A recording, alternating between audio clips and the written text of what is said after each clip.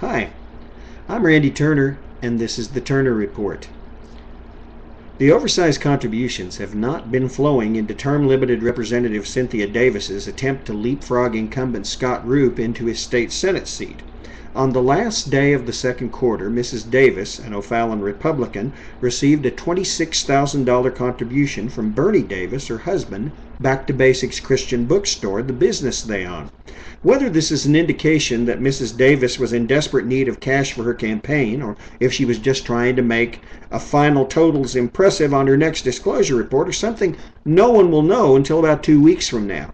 But greenbacks were not headed Mrs. Davis's way earlier in the campaign.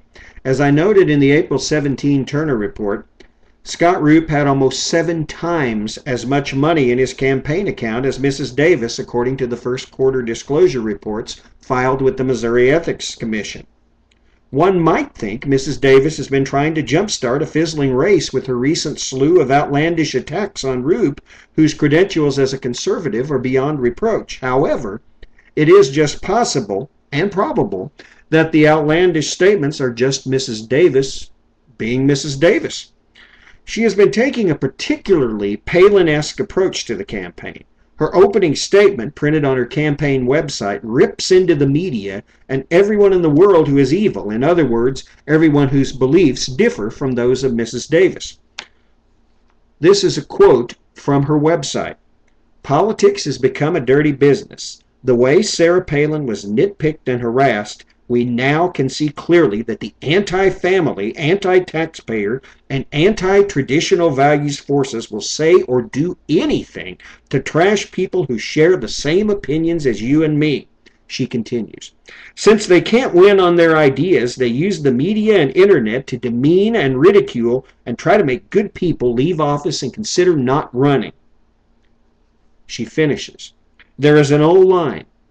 What's a nice girl like you doing in a place like this? With all the political nastiness, many wonder why a nice person would enter such a vicious arena. The reason is simple. I love my country. I love my family. And I care enough about both to commit my life to preserving that for which our founding fathers lived and died."